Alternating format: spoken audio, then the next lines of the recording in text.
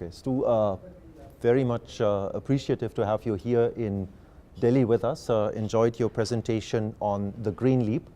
You've been a friend of India over the last 20 years. If you look back from the time that you sort of got interested in the country for the first time to today, what are the changes that you've seen in terms of sustainability, in terms of also the kind of opportunities that the bottom of the pyramid offers? Yeah. I mean, I think India, just like the whole world, has come a long way in the last 20 years.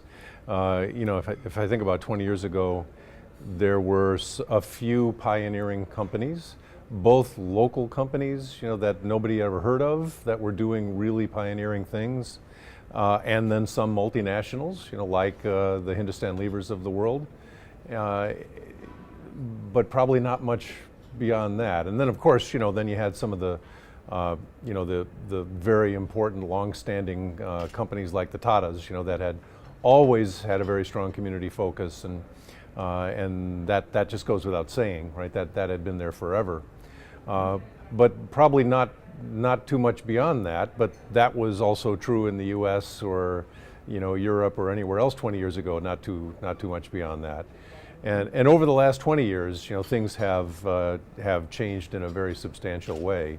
An exciting way, I think. You know, number one, the amount of bottom-up entrepreneurship that's happening is really impressive and important. You know, that India, I think, has become kind of a breeding ground for social and sustainable entrepreneurs in just about every domain that you can think of. And you know, you just have dozens, and in some cases hundreds of ventures in distributed energy and in water and in sanitation and in disruptive education and healthcare, and you name it, it's going on here, I think, you know, from the standpoint of kind of bottom-up venturing, which I think is probably the best way to really get to innovative new models.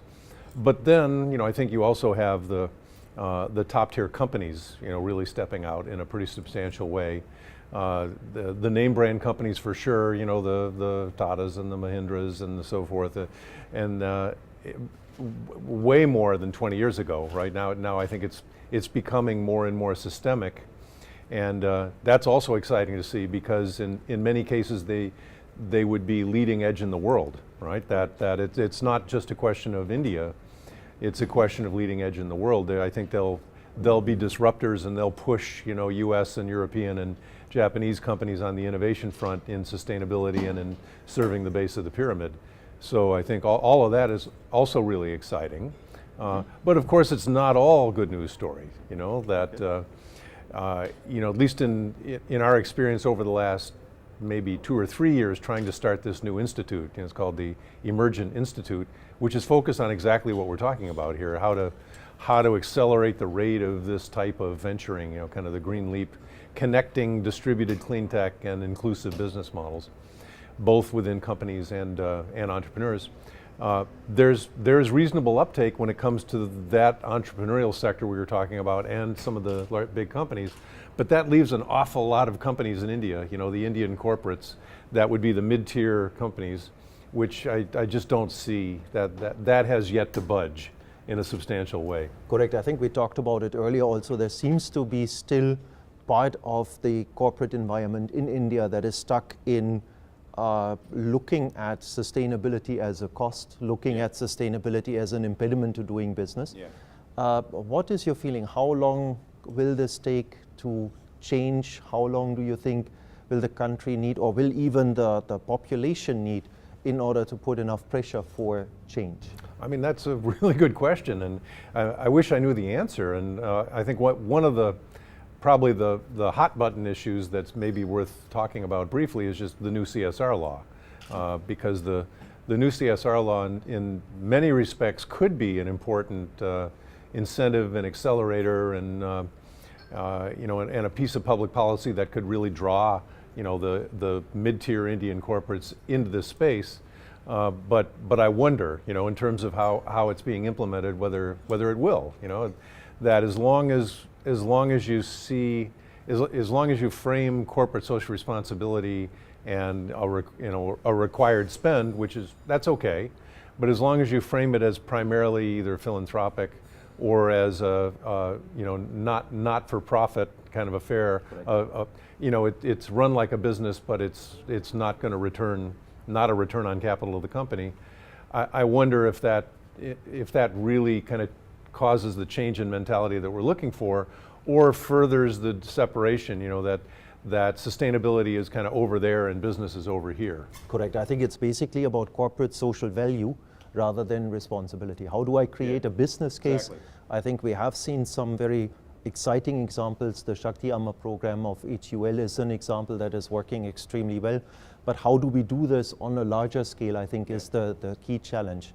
One more thing, I mean, you've talked about two things. One is the large companies and their programs. The other one is sort of all these entrepreneurs that are out there driving innovation. One could have the impression that scalability of some of these innovations, scalability of innovation coming really from the bottom of the pyramid, from the various villages, is an issue and is sometimes challenging. What is your view on that?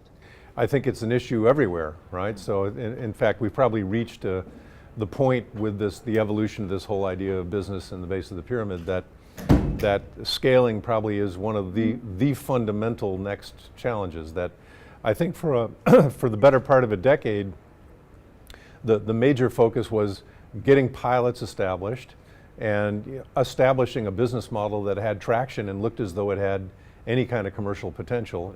And I think we've achieved that. So I think now we're at a point where, the disease I would call pilotitis, where we have all of these pilots and they get stuck in the pilot stage, and that's not going to cut it in the long run. So I think one of the important next steps is really thinking about how you scale, and part of that I think is designing ventures with the intent to scale from the beginning. Part of the problem I think has been that the way that we've gone about financing these, there's a little bit of a catch-22 in the financing, mode, because you end up, ventures frame what they're doing based on what money they think they can get from investors, and if all they can get is seed capital or small amounts of social capital, kind of impact capital on the front end, they tend to lower their sights, and so the venture then stays small or is framed as more of a small opportunity.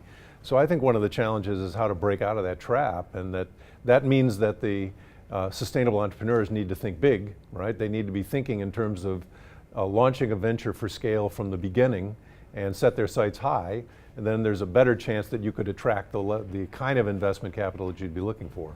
Correct. I mean, this is something that we do see in India, but it's happening for the Flipkarts and the Snapdeals of this world, which are currently very fashionable.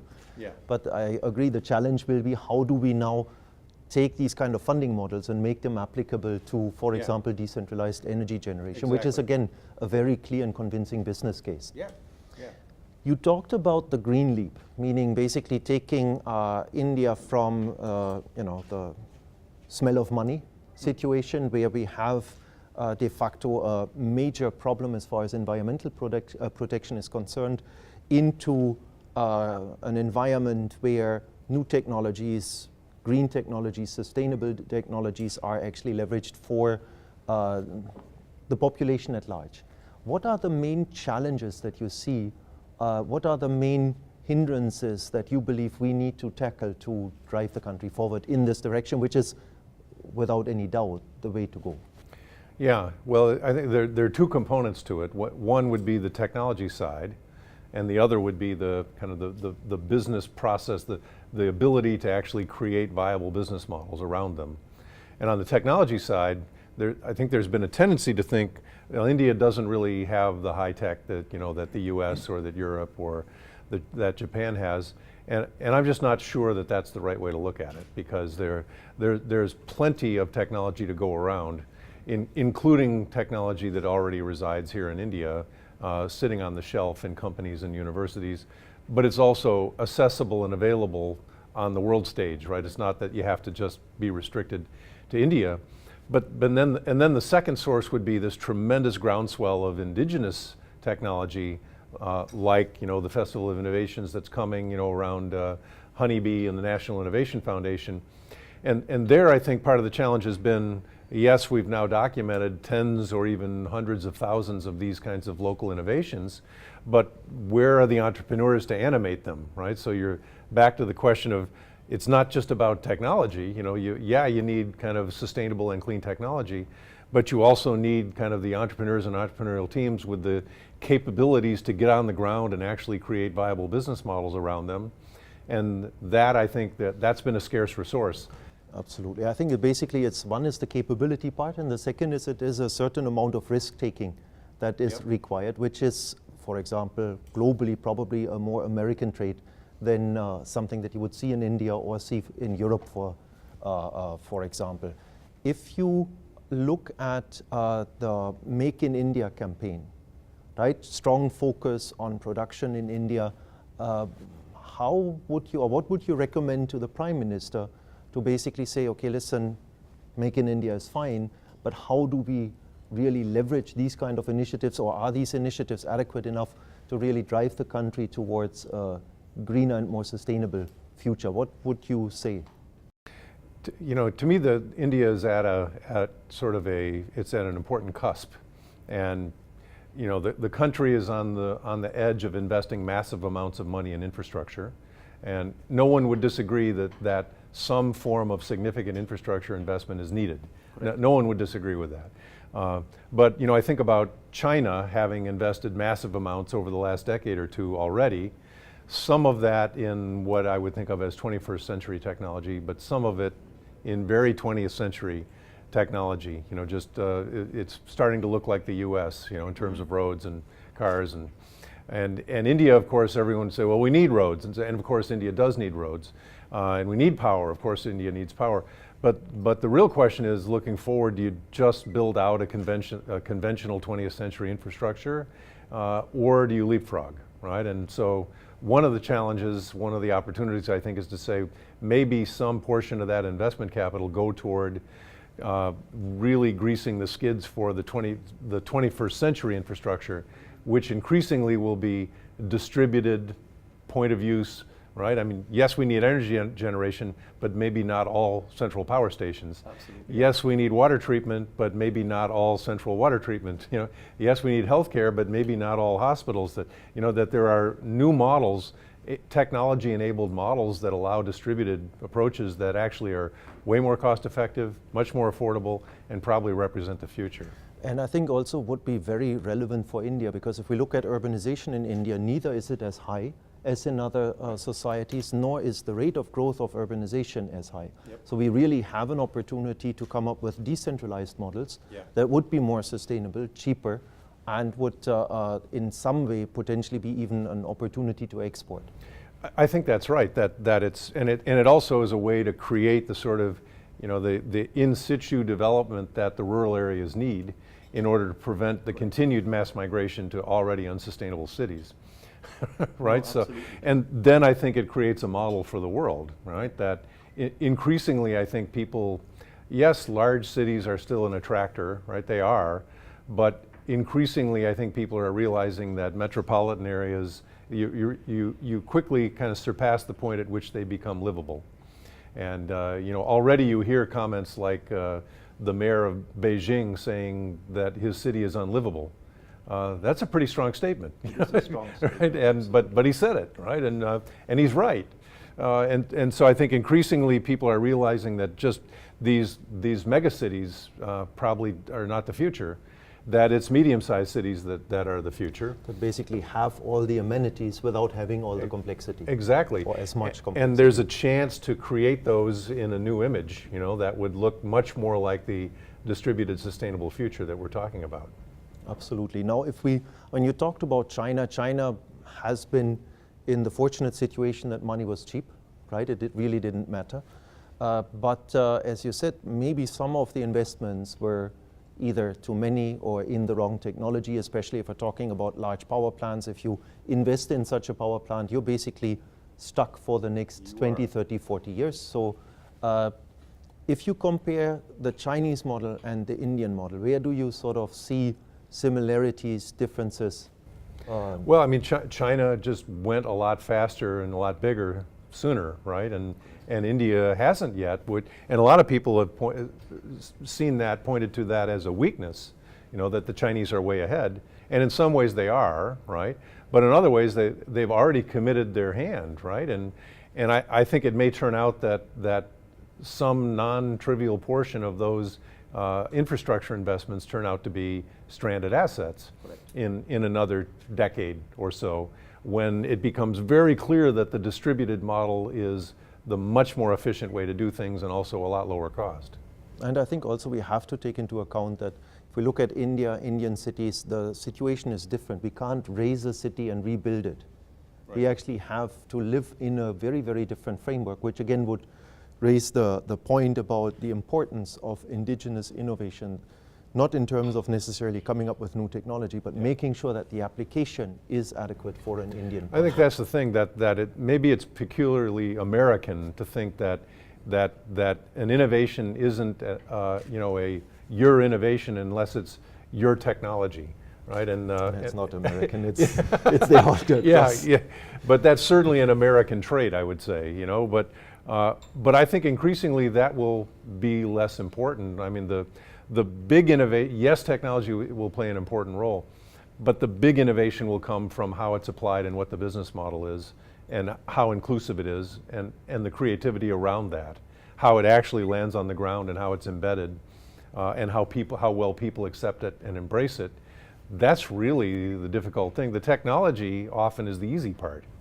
And also what we've seen in the past is actually adaptation may be a much better way to success, even commercial success, right? I mean, not all technology inventors were the ones that actually reaped the benefit. You've been in this environment for a long time. You've seen the developments. You've just made the point that there's been a lot of movement in globally in India, in China. If you look the next 10, 15, 20 years into the future, how do you see the bottom 4 billion move? Do you see that becoming rapidly less? Do you see them served in a way that is much more adequate than it's today? What is your gut feeling on this? Boy, there's what I hope for, right? And then what might actually happen. That's the multi-trillion-dollar question, and it's really kind of the future of the world hanging in the balance, what direction that goes.